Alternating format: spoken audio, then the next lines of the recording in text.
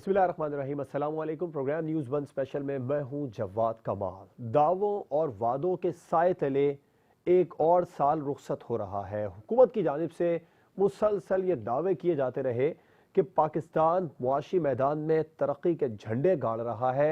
हम खारजी सतह पर दुनिया को ये मनवाने में कामयाब हो गए हैं कि पाकिस्तान एक पुरअमन मुल्क है, लेकिन जो हकाइक हैं वो इसके बरक्स नज़र आते हैं। मुआशी सूरत हाल अगर पाकिस्तान के आम आदमी से पूछें या मुआशी तज्जियाकारों से पूछें, उनकी राय हुकूमत की राय से बिल्कुल मुख्तलिफ होती है।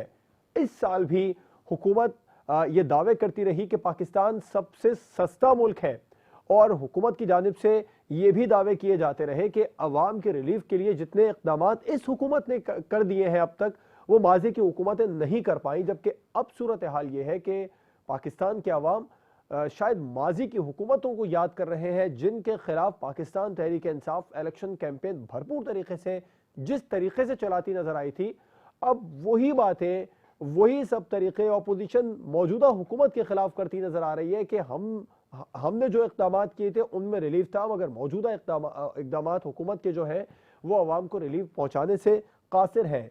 हुकूमत माशी सतह पर, खारजी सतह पर और दाखिली सतह पर कितनी कामयाब रही, आने वाले दिनों में हुकूमत मजीद क्या चैलेंजेस हुकूमत को दरपेश होंगे, क्योंकि अब हुकूमत के रुखसत के साल शुरू होने वाले हैं। 3 साल हुकूमत ने पूरे कर लिए, 3.5 साल, और अब अगले 1.5 साल बाकी हैं हुकूमत के लिए। इसमें हुकूमत को बहुत तेज़ी के साथ काम करना होगा। अगर आम इंतखाबात जो 2023 में होंगे उसमें हुकूमत ने अवाम के सामने कुछ पेश करना है, कौन से ऐसे प्रोजेक्ट हैं जो मौजूदा हुकूमत ने शुरू किए जिसको वो ये कह सके कि वो इस हुकूमत का प्रोजेक्ट है और वो इसने मुकम्मल किया। जो भी प्रोजेक्ट शुरू हुकूमत अब तख्तियाँ लगाती है, चाहे वो कराची की ग्रीन लाइन बस हो या लाहौर की ऑरेंज लाइन बस, ऑरेंज लाइन ट्रेन, उस पर अपोजिशन का यही मौक़िफ़ आता है कि ये तो हमारे प्रोजेक्ट थे जो मौजूदा हुकूमत मुकम्मल कर रही है। किसी अहम या बड़ी शारा का जब इफ्तिताह हुकूमत करती है तो उस पर भी अपोजिशन का यही मौक़िफ़ सामने आता है। हुकूमत के लिए ये साल कैसा रहा और आने वाले दिनों में हुकूमत को किन चैलेंजेस का सामना करना होगा, अगले साल जो नया साल शुरू होगा हुकूमत उस पर क्या इक़दाम करेगी जिससे वो 2023 में ये कह सके कि उसने ये काम किया। और अपोजिशन जो पूरा साल एक बार फिर से ये कहती रही कि वो हुकूमत के खिलाफ एहतजाज करेगी, उसका भी एहतजाज सिर्फ पेपरों तक ही महदूद रहा, मुलाकातों तक ही महदूद रहा, प्रेस कॉन्फ्रेंसेस तक ही महदूद रहा। अमली तौर पर अपोजिशन ने भी हुकूमत के खिलाफ कोई बहुत ज़्यादा ठोस इक़दाम नहीं किए। हुकूमत को कोरोना वायरस के भी कई इक़साम का इस साल भी सामना करना पड़ा। काफ़ी चैलेंजेस थे हुकूमत के लिए भी और अपोजिशन के लिए भी। किसने क्या अचीव किया, इस पर प्रोग्राम में बात होगी। अपने मेहमानों का आपसे तारुफ करवाऊंगा। हमें ज्वाइन किया सीनियर तज्जियाकार ज़ैगम खान साहब ने स्काइप पर, और टेलीफोन लाइन पर में ज्वाइन कर रहे हैं senior analyst anchor person Shaukat Paracha साहब। आप दोनों मेहमानों का बहुत शुक्रिया। ज़ैगम साहब, आपसे आगाज़ करना चाहूँगा। काफ़ी वादे पाकिस्तान तहरीक इंसाफ की मौजूदा हुकूमत ने किए थे इस साल भी कि जो 2021 का साल शुरू होगा वो नौकरियों का साल होगा, इसमें महंगाई कम होगी, ये रिलीफ का साल होगा, मगर ऐसा कुछ होता नजर नहीं आया। हुकूमत इस साल को भी सबसे सस्ता साल करार देती रही, सबसे सस्ता मुल्क करार देती रही रीजन में, दुनिया में। क्या ऐसा वाकई में हुआ? अगर हम बात करें वादों की और मुख्तसर तरीन अल्फाज में बात करें तो एक लफ्ज़ मेरा ख्याल है उसका अहाता करता है, वो रिफॉर्म्स। कि ये हुकूमत आई थी तो इसका जो सबसे बड़ा वादा था कि ये सब कुछ तब्दील कर देगी, बहुत बड़े रिफॉर्म्स लाएगी। और अगर रिफॉर्म्स को दो हिस्सों में तकसीम करें कि गवर्नेंस के रिफॉर्म्स, जिसमें जो निज़ाम इंसाफ है उसके भी रिफॉर्म्स होने थे, पुलिस के भी रिफॉर्म्स होते थे, आपकी सिविल सर्विसेज के भी रिफॉर्म होने थे, गवर्नमेंट के रिफॉर्म होने थे, उस पर जो प्रोग्रेस है वो ज़ीरो। इसके साथ माशी रिफॉर्म्स करने थे, आपको टैक्सेशन के रिफॉर्म करने थे, उस पर भी कोई रिफॉर्म नहीं हुए, जो वहाँ तक वादों की बात है। अब दूसरी बात आपने की कि मईशत के हवाले से क्या मामला है। देखिए, आज के दिन डॉलर ने 178 रुपए पर ट्रेड किया है। मई से इस वक्त तक आपकी करेंसी 17% गिर चुकी है। इसका मतलब है बैठे बिठाए आपकी मेरी तनख्वाह जो है वो 17% इन 5 महीनों में कम हो गई है। आपके मेरे जो डिपॉजिट्स बैंकों में पड़े हुए हैं वो चुपके हुए के रुपए में हमें लग रहा है कि वही पड़े हैं या शायद थोड़ा सा इजाफा हुआ है, लेकिन हकीकी तौर पर उनकी जो वैल्यू है वो गिर चुकी है। IMF की 12 तारीख को डायरेक्टर्स की मीटिंग है, उसमें जवाब तलबी है हमारी हुकूमत की। उससे पहले पहले, बल्कि उससे एक हफ्ता पहले, इन्होंने IMF के तमाम जो तकाजे हैं वो पूरे करने हैं। स्टेट बैंक की भी खुद मुख्तारी उसको देनी है, सो कॉल्ड खुद मुख्तारी, यानी वो रियासत पाकिस्तान से खुद मुख्तार हो जाएगा और बैनुल अक़वामी अदारों के मातहत आ जाएगा। सैकड़ों अरब रुपए के नए टैक्सेस भी लगाने हैं। हमारे यहाँ पाकिस्तान क्या सस्ता तरीन मुल्क है। इस वक्त पाकिस्तान की इन्फ्लेशन 10% से ज़्यादा है। जो CPI है, कंज्यूमर प्राइस इंडेक्स है, कि लोग जो बुनियादी चीज़ें ख़रीदते हैं वो मुसलसल इस साल के ज़्यादा अरसा में 10% से ज़्यादा रही हैं। भारत में, बांग्लादेश में, बाकी रीजन में 5% के करीब है। अब क्या पाकिस्तान जो है, जिनका कंपैरिजन हमें कर करके बताया जाता है, देखो जी बरतानिया में ये चीज़ इतने की है। ये सवाल नहीं है कि कीमत किस चीज़ की कहाँ पे है। जहाँ आमदनी ज़्यादा होगी वहाँ चीज़ की कीमत भी ज़्यादा होगी। अब बरतानिया का बार्बर जो है वो 200 रुपए में तो आपके बाल नहीं काटेगा ना। वहाँ हर आदमी अगर 2 लाख, 4 लाख, 5 लाख कमाता है तो उसको 1000-2000 रुपए के बाल कटवाने में तो कोई तकलीफ नहीं होगी। मसला तो ये है कि आपकी इकानमी की डायरेक्शन किधर है, किधर को जा रही है, लोगों की कुव्वत खरीद किधर को जा रही है, लोगों की आमदनियां किधर को जा रही हैं। अब फैक्ट्स एंड फिगर्स की सीधी सीधी बात है कि इस हुकूमत के दरमियान में पाकिस्तान की जो कौमी दौलत थी, GDP, वो कम हो चुकी है। और हमारी जो पर कैपिटा GDP है, यानी एक हिस्से के में जो कौमी दौलत आती है एक फर्द के हिस्से में, वो बांग्लादेश के मुकाबले में भी 40% जी। कम हो चुकी है। आम बांग्लादेशी पाकिस्तानी से 40% ज्यादा खुशहाल हो चुका है, जो इस हुकूमत के आने से पहले नहीं था। अब इस जगलरी ऑफ वर्ड से तो मुतमईन नहीं किया जा सकता लोगों को, क्योंकि लोग मुसलसल मिडिल क्लास से गुर्बत में गिर रहे हैं। लखू खा लोग जो हैं वो नीचे गिर रहे हैं। उसके बाद इस तरह की गुफ्तगू तो यकीनन एक ऐसी है जो लोगों को एक तकलीफ देने वाली बात है। और अभी जो मैंने आपको मिसाल के तौर पर जो चीज़ें बताई, इस वक्त के जो इंडिकेटर्स हैं, डॉलर जो मिसाल के तौर पर गिरा है 17%। अब देखिए उसमें माहिरीन हमें बता रहे हैं कि जुलाई में आपका छठा रिव्यू जो है वो होना था, जो IMF के साथ होना था, सारी जून में होना था। तो वजीर आजम साहब ने उससे पहले जो है पूरी माशी टीम ही बदल दी। चौथा वो फाइनेंस मिनिस्टर लेकर आ गए, छठा वो जो है फाइनेंस सेक्रेटरी लेकर आ गए। तो उसके बाद जो बेयकीनी रही और जो 6 महीने दरमियान में ये प्रोग्राम लटका रहा, वो एक बहुत बड़ी रीज़न बना आपकी माशी अदम इस्तेकाम की, इंस्टेबिलिटी की। और ये भी याद रखिए कि हुकूमत ने खुद से, शायद ये पाकिस्तान की तारीख की पहली हुकूमत है जिसने खुद से सियासी अदम इस्तेकाम पैदा किया है। और जिस माशरे में, जिस मुल्क में सियासी अदम इस्तेकाम हो, वहाँ आप माशी इस्तेकाम की तवक्को नहीं रख सकते, वहाँ आप इन्वेस्टमेंट की तवक्को नहीं रख सकते। तो जिस नोट पे ये साल शुरू हुआ था हुकूमत के लिए, वो बहुत अच्छा था। उस वक्त फिगर्स अच्छी नज़र आने लगी थी, कोरोना ख़त्म हो रहा था, इंडिकेटर्स अच्छे लाने लग गए थे। लेकिन मेरा ख्याल है कि ये साल जिस नोट पे ख़त्म हो रहा है वो माशी तौर पर भी इस हुकूमत के लिए बहुत परेशान कुन है। और शायद उस माशी बहरान का ही नतीजा है कि सियासी तौर पर तो ये हुकूमत के लिए तबाह कुन होने जा रहा है। आपने देखा कि किस तरीके से जो उनका किला है KP में, वहाँ के लोगों ने इस हुकूमत को सजा दी है। ठीक। शौकत पराचा साहब, आप भी हुकूमत की या हुकूमती नुमाइंदों की इस बात से मुत्तफिक है जिसमें वो कहते हैं कि आवाम को रिलीफ दिया, पाकिस्तान रीजन में भी सबसे सस्ता मुल्क है, जितने अवामी फलाह के लिए इक़दामात मौजूदा हुकूमत ने किए वो माजी की हुकूमतों ने नहीं किए। इस साल किए गए वादे, जब साल का आगाज़ हुआ तो प्राइम मिनिस्टर ने कहा ये साल रिलीफ का साल होगा और अच्छी खबरों का साल होगा, क्या ऐसा ही हुआ? अच्छी खबरें तो मार्केट में चले जाएं, बाजार में चले जाएं, किसी गली में चले जाएं तो अच्छी खबरें तो लोग रो रो के सुना रहे होते हैं हमें कि कितनी अच्छी खबरें अब आ रही हैं।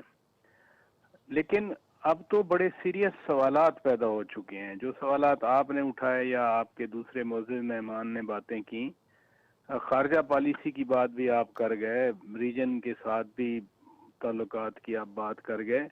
देखें, एक चीज है अफगानिस्तान, और अभी हालिया दिनों में OIC का वज़ीर खारजा इजलास हुआ इस्लामाबाद में, जिसमें दीगर बड़े ममालिक के लोग भी आए। तो कोशिश तो इनकी ये है कि किसी तरह से वर्ल्ड के साथ री इंगेजमेंट हो जाए, दुनिया के साथ दोबारा जो 10 साल पहले या 8 साल पहले जिस तरह का राब्ता था वो राब्ता हो जाए, क्योंकि अभी तो दुनिया दूर हो चुकी है ना। अभी अगर आप बात करें कि अमेरिका साथ है नहीं है, यूरोप साथ है नहीं है, बहुत सारे इश्यूज पर पाकिस्तान और इन बड़े ममालिक का मौक़िफ़ अब मुख्तलिफ है। तो एक कोशिश ये हो रही है कि किसी तरह से इनके साथ दोबारा कम से कम वर्किंग रिलेशन हो जाए। ये बड़ा ज़रूरी है समझना कि अगर अमेरिका या बड़ी पावर्स के साथ अच्छा ताल्लुक नहीं है तो रिफ्लेक्ट होता है, चाहे वो IMF की सख्त शराइत हों या आपका ट्रेड डेफिसिट जो अब बिल्कुल ही बहुत आगे चला गया। दूसरी अहम चीज़ ये है कि इट आल्सो रिफ्लेक्ट्स के लोगों के दरमियान और हुकूमत के दरमियान कितना फासला है। अगर आज भी काबीना के इजलास के बाद हमारे वुज़रा जो कह रहे थे, बैठ के प्रेस कॉन्फ्रेंस कर रहे थे कि आवाम के लिए बड़ी आसानियां पैदा की गई और आवाम बड़ी खुश है, तो ये वो फासला है जो हमारी हुकूमत नहीं समझ रही कि नीचे क्या हो रहा है, या हुकूमत को खुद वज़ीर आज़म साहब को और सही सब कुछ सही वाली पिक्चर दिखाकर उनको आवाम से दूर किया गया है। अब मसलन रोजाना यही बात होती है कि गोश्त दूर हो गया, चावल दूर हो गया, शौकत परार साहब, प्राइम मिनिस्टर साहब तो खुद बहुत ज्यादा सोशल मीडिया एडिक्टेड हैं, वो इस्तेमाल करते हैं ट्विटर भी, वहां पर सूरत हाल उनके सामने होगी या प्राइम मिनिस्टर या हुकूमत सूरत हाल का इदराक ही नहीं कर पा रही? नहीं, जो हुक्मरान होते हैं उनको तो सुबह सुबह फाइल दी जाती है ना कि ये कुछ हो रहा है, और उसमें अगर ये कन्वे कर दिया जाए कि ऑल गुड, तो फिर इदराक। अब वो जो क्रिटिक्स हैं उनके सोशल मीडिया थोड़ा देखते होंगे या वो ट्वीट जो उनकी हुकूमत पर तनकीद करते हैं, क्योंकि देखें ना, अदराक की जो आप बात कर रहे हैं, अगर साल के इख्तिताम से 2 हफ्ते पहले वज़ीर आज़म साहब अपनी पार्टी को कहें कि भुट्टो खानदान और शरीफ खानदान मुल्क को लूट के चला गया और आप उनके खिलाफ बोलते रहे, रगड़ा लगाएं, तो 3.5 साल में आपने काम करना था, आपने उनको पकड़ना था, आपने उनकी जो बकौल आपके दौलत लूट के ले गए थे वो वापस लानी थी। ये आपके वादे थे ना, और आप 2014 से ये वादे कंटेनर पे खड़े होके कर रहे थे। सो 3.5 साल की हुकूमत के बाद भी अगर आप पूरी मुकम्मल नाकामी को कहें कि फलां लूट गया, तो आपने क्या किया है? कौन से ऐसे प्रोजेक्ट्स आपने चला दिए जो अवामी फलाह में थे? मसलन कोरोना आया तो इन्होंने वो करोड़ करोड़ रुपए, 100 करोड़ के वो मोबाइल हॉस्पिटल बनाए थे। जौहर टाउन लाहौर वाले मोबाइल हॉस्पिटल में एक आंधी आई और सब कुछ उड़ गया। तो ट्रांसपेरेंसी का तो ये इल्म था। शुगर स्कैंडल बना, कितने अपोजिशन के लोग थे जिनके खिलाफ चार्जेस लगे? आपके अपने ही लोग थे। उसके अलावा आटा बोरान आया तो आपने केपी में भी तब्दीलियां कर दी, पंजाब का फूड मिनिस्टर भी तब्दील कर दिया। वो अपोजिशन वाले तो नहीं थे। पूरी दुनिया में पेट्रोल जब मुफ्त मिल रहा था, तेल, तो आपके यहाँ मिल ही नहीं रहा था, पैसों से भी नहीं मिल रहा था, और उसके वजह से नदीम बाबर को निकाल दिया। निकालना के बाद क्या हुआ? वो 70 अरब रुपए कोई कहता है, कोई 60 अरब रुपए कहता है। मैं कहता हूँ 1 रुपया भी हो, फर्ज किया आप 70 अरब की बात ना करें, आप काबीना से निकाल रहे हैं तो कोई एक्शन तो लें, कोई लोगों को रिलीफ तो मिले। नहीं मिला। इसलिए ये तो सारी आप बातें समझते हैं कि हुकूमत, मौजूदा हुकूमत जो माजी की हुकूमतों पर तनकीद करती थी, अब रिवायती साबित हो रही है क्योंकि अब तो 3-3.5 साल हो चुके हैं, या फिर तरीक़ेकार इनका मुख्तलिफ है? देखें, रवायती हुकूमतें चलें, कुछ लोगों को मिलता तो था, कोई इकोनॉमिक एक्टिविटी तो चलती थी, कुछ मुल्क में एक चीज लोगों तक पहुंचती थी। अगर हम उसी रवायती हुकूमत की ही बात कर लें या रवायती हुकूमतों को ही बात कर रहे हैं, जिसको उर्फ़ आम में पुराना पाकिस्तान कहा जाता है। पुराना पाकिस्तान में लोग चिकन भी खा बैठते थे, लोग गोश्त भी खा बैठते थे, लोगों के पास 4 पैसे भी होते थे, उनकी तनख्वाहें उनके कम से कम गुजारा लायक हो जाती थी। अभी या तो बिजली के बिल भर दे लोग, या कोई महीने का अपना खर्चा पूरा कर लें, या वो गैस की जगह गैस आ नहीं रही, LPG लेने चले जाएं। देखे ना, ये अब गैस का ना होना या CNG का ना होना, LPG का वक्त पर ना आना, ये तो पुरानी हुकूमतों का काम नहीं है, ये तो बर वक्त आपने फैसले करने थे, ठीक, आपने इंपोर्ट ऑर्डर करने थे। बार बार मीडिया ने कहा कि आप लेट हो रहे हैं, तो आप उल्टा मीडिया को कहते रहे कि नहीं आप तो किसी एजेंडे पे चल रहे हैं। फर्ज किया कोई अगर किसी एजेंडे पे भी चल रहा है तो आप बात तो सुन लें। आप तो वो बात सुनने के लिए, मसलन अभी देखे ना, लोगों के पास पैसे नहीं है, घरों में गैस नहीं है, घर में बंदा अपना चूल्हा नहीं जला सकता, दोनों वजूहात की वजह से। नंबर 1 के पैसे खत्म हो गए, नंबर 2 गैस खत्म हो बिल्कुल गए। ठीक। तो ये हर घर का मसला है, पूरे पाकिस्तान का मसला है। केपी में सिर्फ इलेक्शन हो गया, वो भी 17 अजला में वो रिजल्ट आ गया। अभी तो भाई पंजाब में भी होना है, और पंजाब तो पहले ही कैंटोनमेंट वोट के जो इलेक्शन हुए थे, भावलपुर में आप आ रहे, मुल्तान में आ रहे, लाहौर में आ रहे, पिंडी में आ रहे, ताना तो ये दिया जाता है ना कि नहीं कैंटोनमेंट वोट से आपकी पार्टी बनी थी, वहीं भी आप हार गए। तो नविश्ता दीवार तो समझ आ जानी चाहिए। राइट। ज़ैगम साहब, आपको क्या लगता है फैसले करने में हुकूमत आज़ाद क्यों नहीं है, या फैसला करना ही नहीं चाहती? जैसे अभी पराचा साहब ने पॉइंट उठाया कि जब ठेके दिए जा रहे थे गैस के, जब ऑर्डर देने होते हैं, मीडिया भी कहता रहा, उस वक्त आप मीडिया पर तनकीद करते रहे, और आपको भी ये लगता है कि मौजूदा हुकूमत रिवायती हुकूमत ही साबित हुई, जो तब्दीली की, जो चेंज की बातें हो रही थी, वो ऐसा कुछ भी नहीं हो पाया? मेरे ख्याल इस वक्त मौजूदा हुकूमत को जो रिवायती हुकूमतों से कंपैरिजन करना तो ऐसे ही है जैसे इमरान खान जो है वो उस्मान बुज़दार को कंपेयर किया करते थे, आपको मालूम है, पाकिस्तान के एक सुपर क्रिकेटर के साथ। तो इनके मुकाबले में नहीं, वो सिर्फ कंपेयर नहीं करते थे, वो तो कहते थे उनसे भी अच्छे होंगे, प्लस वसीम अकरम प्लस होंगे। जी, वसीम अकरम प्लस होंगे। तो वसीम अकरम मेरा ख्याल है उसके बाद उन्होंने बुरा मनाना भी शुरू कर दिया। इस वक्त तो जो तब्दीली है उसका नए पाकिस्तान का पुराने पाकिस्तान से मवाजना करना जो है वो अब ऐसा ही है कि जो पहले वाले हैं वो हाथ जोड़ने लग जाते हैं कि भाई हमने ऐसा क्या कसूर किया है कि आप हमारे साथ कंपैरिजन कर रहे हैं। आप देखिए बहुत सी चीज़ें बड़ी ग्लेयरिंग और क्लियर है। आपने मिसाल के तौर पे बात की कि वज़ीर आज़म साहब जो है वो तो खुद ट्विटर के बड़े शौकीन हैं। आप मुझे बताइए, एक ओ लेवल और ए लेवल का जो स्टूडेंट है वो अच्छा स्टूडेंट नहीं हो सकता अगर वो ट्विटर पे वक्त ज़ाय करे, अगर वो सीजन्स देखे बट ड्रामों के, टर्किश ड्रामों के, उसके पास पढ़ने का वक्त नहीं बचेगा। तो सबसे जो अहम और बुनियादी चीज़ मेरे ख्याल में इस हुकूमत का मसला रही है कि इसकी तवज्जो ठीक जगह पे नहीं रही, इसकी अटेंशन ही वहाँ नहीं रही जहाँ होनी चाहिए थी। वज़ीर आज़म साहब की आप अपने वीकली रूटीन देखिए कि वो मीटिंग्स क्या हैं, सबसे ज़्यादा मुलाकातें जो हैं वो अपने उन रिप्रेजेंटेटिव से करते हैं जो मीडिया से डील करते हैं, स्पोक्समैन से सबसे ज़्यादा टाइम लगाते हैं, और दुनिया भर के वो चैनल देखने पे वक्त गुजारते हैं, मीडिया पे उनकी फोकस होती है।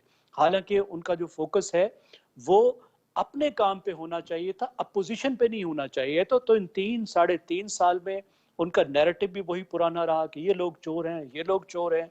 उनकी अटेंशन भी अपोजिशन पर रही, अपना इमेज बिल्ड करने पर रही, अपना नैरेटिव पर रही। हालांकि ये तो अब हुकूमत में थे, वो चोर थे या चोर नहीं थे इस वक्त तो हुकूमत में नहीं है। उन्होंने जो कुछ किया वो माजी का हिस्सा है। अगर अदालतें भी उससे डील करेंगी तो माजी के तौर पर करेंगी। हमने तो मुस्तकबिल बनाना है, मुस्तकबिल तो हाल को बेहतर बनाकर होता है।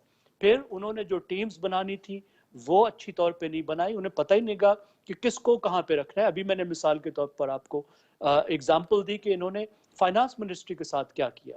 4 अगर आप मिनिस्टर बदलेंगे, 6 आप सेक्रेटरीज बदलेंगे, पाकिस्तान की एक क्रूशल मिनिस्ट्री जिसने मईशत चलानी है उसको आप इतना अनसीरियस लेंगे। और ये तो 2 मेन शख्स है ना, इनके अलावा बाकी लोगों को आप देखिए, आप FBI के जो हेड हैं उसको देखिए, तो आपको कितने लोग आते और जाते हुए नजर आएंगे। तो ना इनकी तवज्जो थी, ना इन्होंने अच्छी तरीके से लीड किया, ना उसको ह्यूमन रिसोर्स दिया, ना सिस्टम दिया। ठीक, हुकूमत के हवाले से तो बात हुई, इस पे भी बात करेंगे कि हुकूमत क्या अब इस साल महंगाई पर काबू पा लेगी, आवाम को रिलीफ दे लेगी। और अपोजिशन के हवाले से भी एक ब्रेक के बाद बात होगी कि अपोजिशन 2021 में कितने अहदाफ हासिल करने में कामयाब रही। ब्रेक के बाद इस पर बात होगी।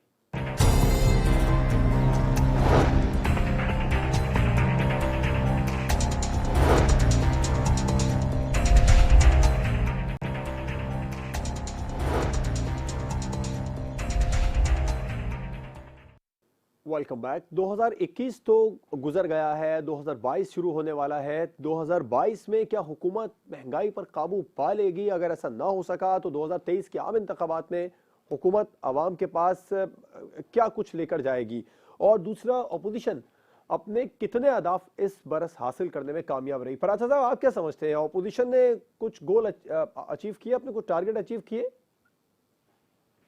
सबसे बड़ी तो अचीवमेंट यही है ना कि उन्होंने इस हुकूमत के बारे में जो शुरू में वो कहते थे कि ये कुछ नहीं कर सकते, उन्होंने साबित कर दिया, लोगों पर बावर करवा दिया कि ये कुछ नहीं कर सकते। अब तो एक आम आदमी, एक आम एनालिस्ट भी यही कहता है कि ये कुछ नहीं कर सकते, क्योंकि 3.5 साल दूसरा अपोजिशन को करने की जरूरत क्या है जब ये अपने लिए ही काफी है।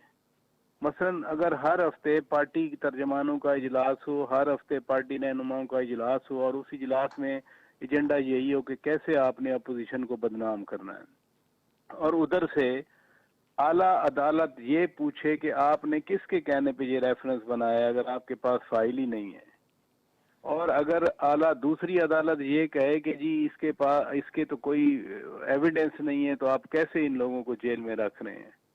तो ये सूरत हाल देखिए, मीडिया एज है, अब एवरीबॉडी इज अवेयर। ये नहीं है कि दूसरे दिन वो अखबार पहुंचता था और खबरें लोग पढ़ते थे, अब तो मोमेंट टू मोमेंट और सोशल मीडिया पे खबरें पहुंचती हैं। तो जो एक हवा बनानी होती है, एक तासर बनाना होता है, उस तासर को अपोजिशन बनाने में कामयाब हुई है।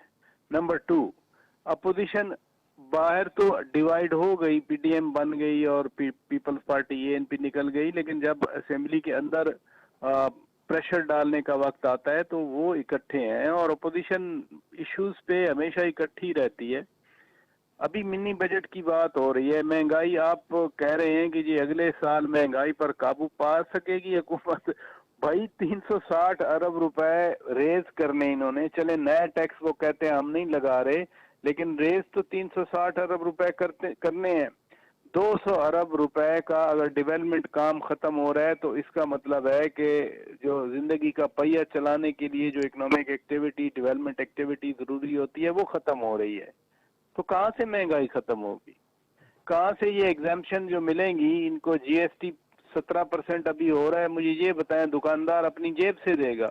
वो भाई वो जो बड़े मॉल वाला है या छोटी दुकान वाला है वो सारा पास ऑन कर देगा आप और मुझे और जो आपके देखने वाले हैं। तो महंगाई खत्म होना तो शायद अब वो ख्वाब नहीं, एक डरावना ख्वाब बन चुका है, और आए दिन उसमें इजाफा ही हो रहा है, उसमें कमी नहीं देखी पाई जा रही। अपोजिशन अपने अहदाफ हासिल करने में कामयाब रही। अगर हम केपीके के बल्दियाती इलेक्शन के पहले फेज को देखें तो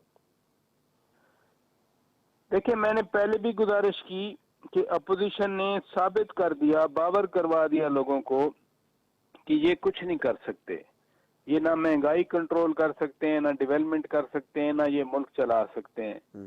जो रिजल्ट आया केपी का वो इन्हीं थॉट्स की वजह से आया ना। अब इधर से एक आर्ग्यूमेंट आया कि जी पीटीआई के खिलाफ लड़ रही थी, तो भाई उधर भी अपोजिशन का इत्तेहाद नहीं था। वो नून लीग वाला दूसरे नंबर पे आ रहा है, जेयूआई वाला पहले नंबर पे आ रहा है, पीपल्स पार्टी वाला दूसरे पे आ रहा है, एएनपी वाला पहले नंबर पे आ रहा है। मैंने कम अज कम इन पूरे डिस्ट्रिक्ट में कहीं नहीं देखा कि कोई अलायंस बना हो अपोजिशन का, कि एक तरफ पूरी सियासी जमातें, जेयूआई, जमात इस्लामी, नून लीग, पीपल्स पार्टी, एएनपी इकट्ठी हों, और दूसरी तरफ जो है वो पीटीआई वाले आपस में। अगर पीटीआई के लोग आपस में लड़ रहे थे तो वो जो अपोजिशन वाले हैं वो तो ज्यादा है ना, आपका तो एक लड़ रहा था, उनके 10 आपस में लड़ रहे थे एक दूसरे के खिलाफ। Even then JUI, ANP, Peoples Party, Noon League की आप वैसे वोट गिन लें, total number of votes and total number of seats, तो पता चले कि पीटीआई इज नोवेयर देन। ठीक, ज़ैगम साहब, आप क्या समझते हैं? अपोजिशन हुकूमत के खिलाफ एहतजाज की बातें करती रही, उसने एहतजाज किया नहीं, एहतजाज प्रेस कॉन्फ्रेंसेस तक ही महदूद रहा, पार्लियामेंट में भी उस तरह देखने में नहीं मिला, लेकिन उसके बावजूद अपोजिशन अपने टारगेट हासिल कर पाई? मेरे ख्याल में अपोजिशन के टारगेट हासिल हो गए, क्या वो खुद कर पाई या नहीं कर पाई, लेकिन उनके टारगेट्स जो हैं वो अचीव हो रहे हैं। अगर टारगेट का मतलब ये है कि अवाम और हुकूमत बहुत दूर हो गए हैं, अवाम पीटीआई की हुकूमत को इंतहाई नापसंद करने लगी है, अवाम जो है वो वापस अपोजिशन की तरफ आ रही है और उनके लिए वोट कर रही है। अब किस तरह की उन्होंने अपोजिशन की, मुझे फ्रैंकली उनकी अपोजिशन पसंद नहीं आई। उन्होंने पॉलिसी बेस्ड अपोजिशन नहीं की, बहुत अच्छी इफेक्टिव अपोजिशन नहीं की। उनका बेहतरीन जो उनको फ़ायदा हुआ वो हुकूमत की तरफ से ही हुआ कि हुकूमत की जो नाकामियां हैं वो उनके काम आई।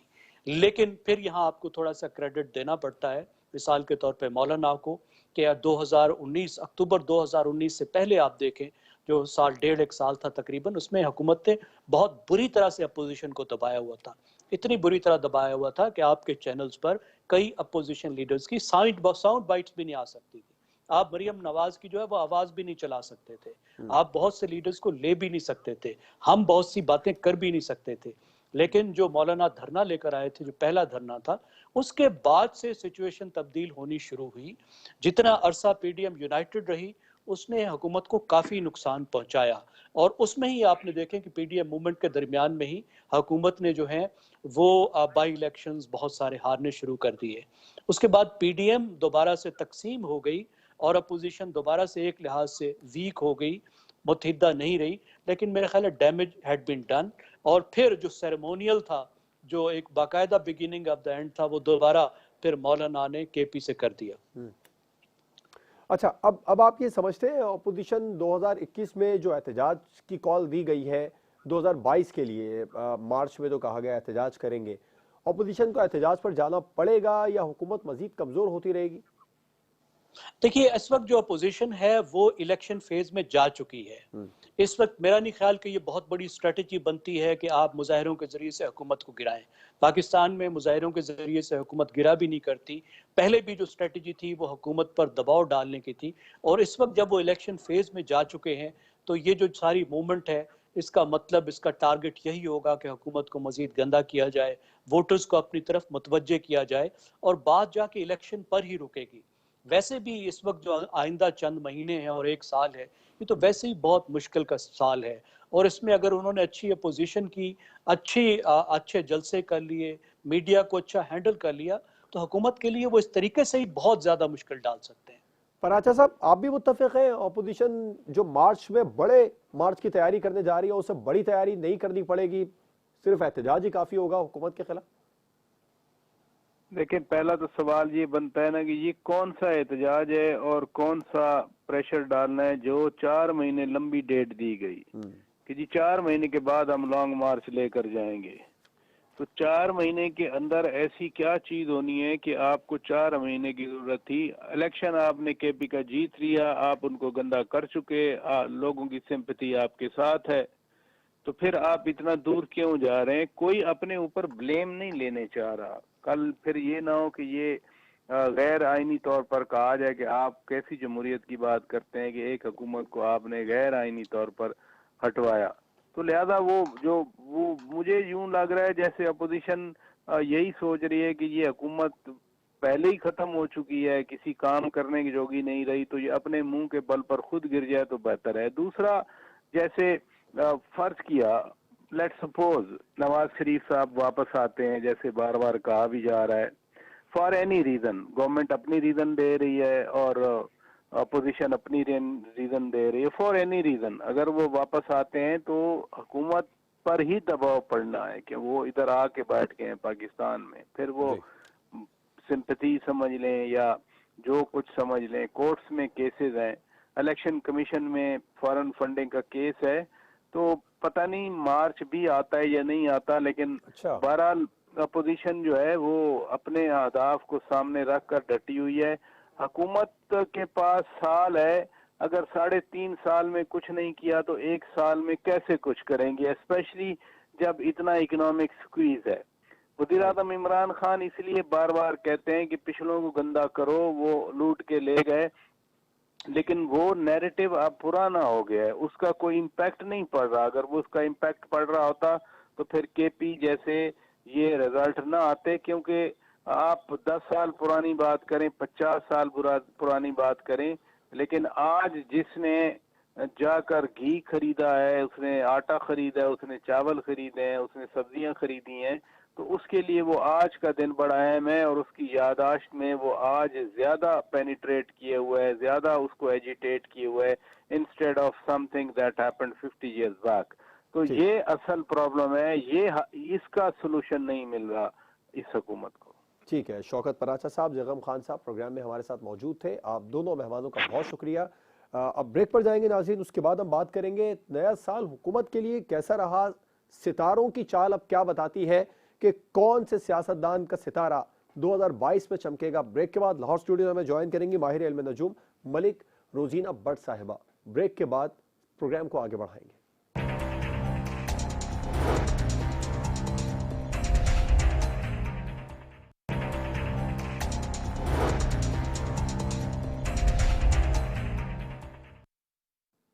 Welcome back. प्रोग्राम में अब कुछ सितारों की चाल के बारे में बात करेंगे। किस सियासतदान की किस्मत का सितारा 2022 में चमकेगा, कौन से सियासतदान की किस्मत का सितारा गुरूब होगा, और नया साल जो शुरू होगा वो हुकूमत के लिए कैसा रहेगा। माहिर इल्म नजूम मलिक रोजीना भट्ट साहिबा प्रोग्राम में हमारे साथ मौजूद है। लाहौर स्टूडियो से हमें ज्वाइन करेंगे। आपका बहुत शुक्रिया रोजीना भट्ट साहिबा। पहले तो ये बताइएगा हुकूमत के लिए नया साल कैसा रहेगा। 2021 तो हुकूमत के लिए बहुत अच्छा नहीं रहा, मगर सितारे क्या बता रहे हैं 2022 में हुकूमत आवाम को रिलीफ देने में कामयाब रहेगी? जी 2022 जो है उसका सबसे पहले तो मैं ये बताऊं कि उसका जो एक अदद और डिजिट बन जाता है वो 6 नंबर बन जाता है, जो लग्जरी का नंबर है, कामयाबियों का नंबर है, और उस पर कामयाबियाँ, कामरानियाँ, करामाती तौर पर ये नंबर है। इज़्ज़त, वक़ार, समाजी हैसियत, मोहब्बत की शादी, दुआओं का, और वो तमाम चीज़ें जो कि पिछले साल पूरी नहीं हुई वो इस साल पूरी होती नज़र आ रही हैं। हुकूमत के लिहाज से आप मुझसे पूछ रहे हैं तो हुकूमत के लिहाज से कुछ मिली जुली कैफियत रहेगी। उसमें कुछ महीने और कुछ सितारों की जो चालें हैं वो उसके बारे में हम आपसे डिस्कस कर लेते हैं। इमरान खान साहब के बारे में बताइएगा, वो अपने टारगेट अचीव कर पाएंगे 2022 में? मैं खास तौर पर नाम लेके बात करता हूँ सियासतदानों की। जी, इमरान खान साहब अपना टेन्योर पूरा करेंगे। मुश्किल वक्त आएगा जो कि इनको हडल जो है वो अपोजिशन देगी, हर सूरत में देगी। शुरू के 3 महीने बहुत अच्छे रहेंगे और उसके बाद जो है अप्रैल का जो टाइम पीरियड आएगा, जो कि लास्ट वीक जो है वो थोड़ा सा प्रॉब्लम करता नज़र आ रहा है, और वो उसके अंदर जो है मामला थोड़े से डिस्टर्ब होते नज़र आ रहे हैं। उसके अलावा अगर मैं देखूँ तो जी हुकूमती मामलात थोड़े से इख्तलाफात, थोड़े से मामलात खराब, ये चीजें होती आएंगी, अभी नजर आएंगी। में तो अमूमन रोजिया साहब पाकिस्तान में अप्रैल में रमजान होगा और रमजान में अमूमन पाकिस्तान में सियासत काफी ठंडी रहती है। अच्छा, दूसरा ये बताइएगा आपको क्या लगता है कौन सा सियासतदान ऐसा है जिसकी किस्मत का सितारा इमरान खान साहब, आसिफ जरदारी साहब, मरीम नवाज साहिबा, जहांगीर तरीन साहब, उस्मान बुज़दार साहब, इनमें से कौन है जिसकी किस्मत का सितारा चमकने वाला है? जी, मैं इसके लिए तो मैं ये कहूँगी कि हुकूमत के अंदर तो फिलहाल इमरान खान साहब हैं और वो अपने कुछ डिसीजन लेते हुए नज़र आ रहे हैं, और वो डिसीजन जो है वो कामयाबी की तरफ लेकर जाएंगे। और ये जो तमाम नाम आपने बताए हैं ये अपने अपने तरीके से जो है वो काम करते नज़र आएंगे, लेकिन जो हुकूमत के हिसाब से हैं वो इमरान खान साहब इस बार जो है कुछ कानूनी तौर पर भी और कुछ ख़ास तौर पर जो है मामलात को ज़रा चेंज करते नज़र आ रहे हैं। बहुत सारी चीज़ें जो हैं वो चेंज होती नज़र आएंगी मई और जून के अंदर भी। अप्रैल का बिल्कुल लास्ट वीक आप देख लें और उसके बाद जो है मई जून जो है वो ख़ास हिकमत अमली नज़र आ रही है, जो मामलात को मुख्तलिफ तौर पर जो है वो चेंज करता नज़र आ रहा है। लेकिन मैं इसमें यह कहूँगी कि परेशानियां रहेंगी, अफवाहें रहेंगी, क्योंकि 30 अप्रैल को ग्रहण रहेगा। ग्रहण की वजह से अफवाहें, मुल्की मामलात में मुश्किलात पैदा हो सकती हैं और मामलात थोड़े से डिस्टर्ब हो सकते हैं। तो ये चीज़ें जो हैं वो मामलात को थोड़ा सा डिस्टर्ब करती नजर आएंगी, लेकिन इमरान खान साहब अपना टेन्योर पूरा करते नजर आ रहे हैं। सितारे मौलाना फजलुर रहमान साहब के बारे में क्या कहते हैं? उनके लिए ऐसा लग रहा है 2021 का जो अख्ताम है वो तो कामयाबियों पर हो रहा है, 2022 में कामयाबियां मिलेंगी या उसको ब्रेक लगने वाला है? ब्रेक तो नहीं लगेगा, लेकिन मौलाना फजलुर रहमान के लिए मैं ये कहूँगी कि उनके मामलात जो उनके इजलास हैं ये सारी चीज़ें उनकी चलती रहेंगी, लेकिन वो कोई ऐसा जो है सिलसिला नहीं बना पाएंगे जिससे हुकूमत कुछ कमज़ोर हो सके। ख़ास तौर पे उनकी तरफ से ये चीज़ नहीं हो सकती। वो कुछ और लोग हैं जिनकी वजह से ये मामला थोड़े डिस्टर्ब होंगे, लेकिन उसमें फजलुर रहमान साहब का नाम वो कौन से लोग हैं जो सितारे आप यकीनन इल्म रखती हैं, बता रही हैं कि वो कुछ और लोग हैं जिनकी वजह से मामला डिस्टर्ब होगा, यानी कि अपोजिशन मामला खराब नहीं करेगी, कुछ और लोग जी अपोजिशन, देखिए अपोजिशन मामलात को खराब करती नजर आ रही है, लेकिन उसमें मौलाना फजलुर रहमान साहब साथ साथ जरूर होंगे, लेकिन उनका, जी बिल्कुल मरीम, यानी कि अगर वो हुकूमत के मामलात खराब करेंगी तो उनकी किस्मत का सितारा चमकता दिख रहा है आपको? देखिए किस्मत का सितारा तो तब चमकता है जब आप बरसरे इक़्तिदार आते हैं, ठीक है ना। देखिए कंट्रोवर्शियल तो वो रहेंगी, वो बयानात इस किस्म के देंगी जिससे जो है अगस्त से लेके दिसंबर तक जो है वो मामला थोड़े से डिस्टर्ब नजर आ रहे हैं, ठीक है, जिसमें मुल्की हालात जो है वो थोड़ा सा दबाव का शिकार रहेंगे। उसके अलावा जो है अपोजिशन थोड़ी सी मजबूती अपनी दिखाएगी, वो कुछ धड़ों को साथ लेकर चलेगी, उसमें जलसे जुलूस हो सकते हैं जिसमें हुकूमत को बड़े चैलेंजेस का सामना आ सकता है। टाइम मैंने आपको बताया अगस्त से लेकर दिसंबर तक का पीरियड आएगा जिसमें ये मामलात हो सकते हैं।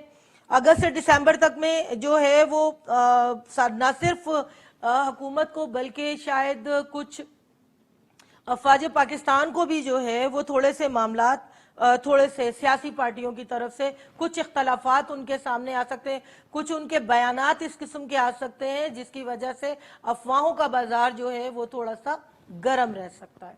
बिलावल भुट्टो या आसिफ जरदारी साहब के लिए कैसा रहेगा 2022 जो शुरू होने वाला है?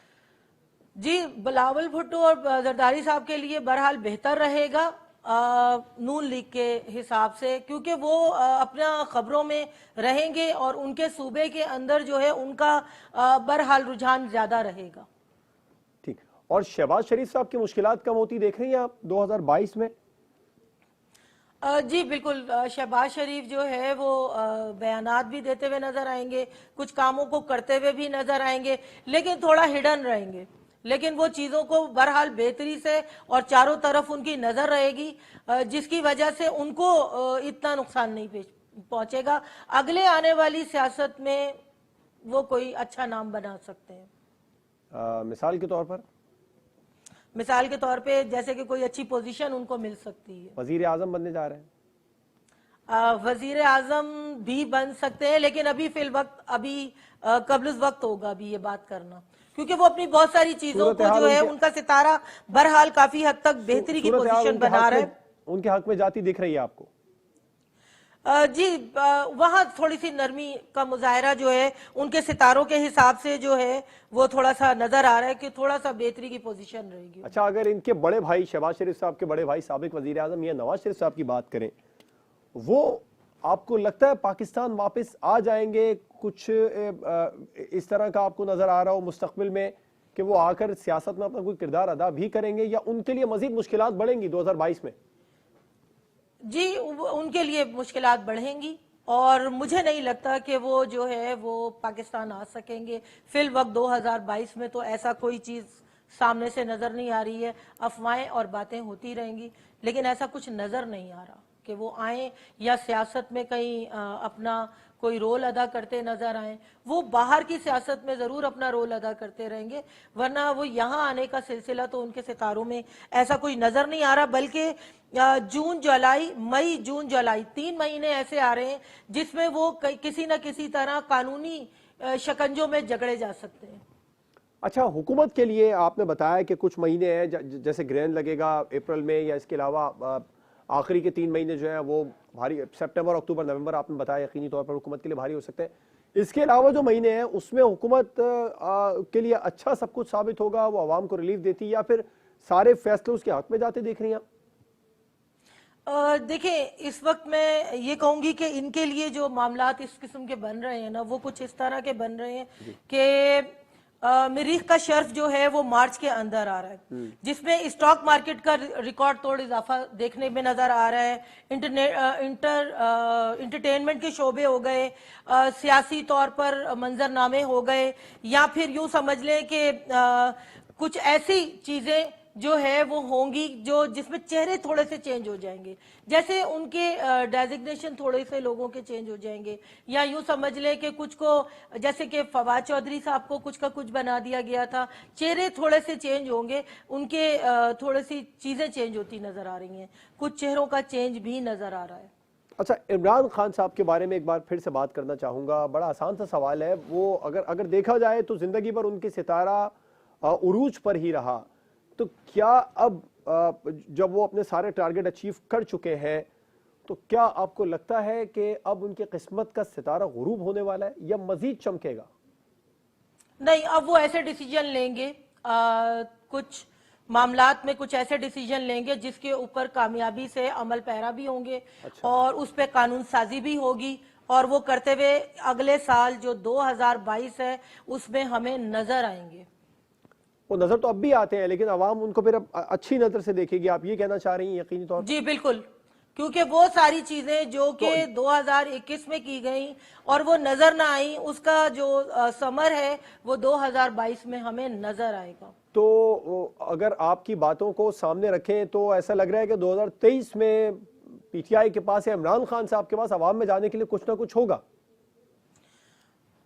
जी बिल्कुल, कुछ ना कुछ होगा, लेकिन मंजर आम पे वो जरा थोड़ा सा, मुझे थोड़ा सा भी अगली आने वाली हुकूमत में जरा थोड़ा सा चेंज लग रहा है सीन। अगर 2022 में आपने बताया कि उनकी किस्मत का सितारा चमकेगा, मसीह चमकेगा, गुरूब नहीं होगा, उनके लिए गए इक़दामात, उनके फैसले, जो सियासी चालें बताने वाले हैं, मैं वो माहिर इल्म नजूम तो नहीं होते, लेकिन जो सियासी तज्ज़ियाकार है उनके मुताबिक तो इमरान खान साहब की किस्मत का सितारा अब गुरूब होने वाला है। आप बताएं क्या कहती हैं इस पर? नहीं जी, मैं नहीं समझती कि गुरूब होने वाला है, क्योंकि 2022 के अंदर इमरान खान साहब अपनी जो हिकमत अमली है वो करते हुए नजर आएंगे। ये सिर्फ अफवाहें और ये सब चीज़ें रहेंगी ज़रूर, लेकिन मैं आपको एक और चीज़ भी बता दूं कि अगस्त से दिसंबर तक का पीरियड जो है वो अफवाहों का ज़रूर बाजार गर्म रहेगा, जिसमें अपोजिशन जो है वो बहुत सारी चीज़ें करती इस टाइप की नजर आएगी, जैसे हुकूमत अभी चली जाएगी लेकिन हुकूमत अफवाहें होंगी। इमरान खान साहब के लिए कोई परेशानी नहीं है अगले साल? नहीं, कोई इस तरह की चीज मुझे कुछ ऐसा नहीं नजर आ रहा। ठीक है रोजीना बट मेरा इल्म मुझे कहता है बिल्कुल ऐसा कुछ मुझे नजर नहीं आ रहा कि जिसके अंदर मैं इस तरह की चीजें कहूं कि अच्छा, जी एक बिल्कुल मुख्तसर आपका जवाब चाहूंगा, कौन सा पाकिस्तान का बड़ा सियासतदान ऐसा है जिसके लिए मुश्किलात ही मुश्किलात हैं 2022 में? मरियम नवाज साहिबा, बिलावल भुट्टो साहब, आसिफ जरदारी साहब, मौलाना फजलुर रहमान साहब, शहबाज शरीफ, अपोजिशन के नाम गिनवा दी, या फिर इमरान खान?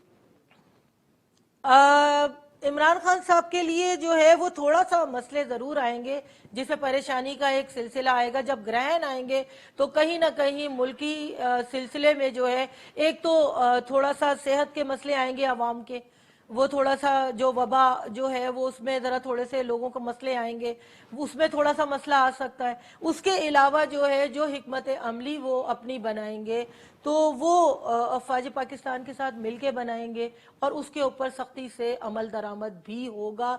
अफवाहों का बाजार ज़रूर गर्म होगा लेकिन उसमें सदाकत नहीं होगी। ठीक है, मलिक रोजीना बट साहिबा प्रोग्राम में हमारे साथ मौजूद थी। प्रोग्राम आपने देखा नाजरीन, तल्ख व शीरी यादी लिए 2021 रुखसत हो रहा है। इस दुआ के साथ प्रोग्राम का अख्ताम करेंगे कि आने वाला साल 2022 पाकिस्तान के लिए, पाकिस्तान के अवाम के लिए खुशियों का साल साबित हो, अमन का साल साबित हो और खुशियों भरी खबरें लाने का साल पाकिस्तान के लिए साबित हो। इजाज़त दीजिए, अल्लाह हाफ़िज़।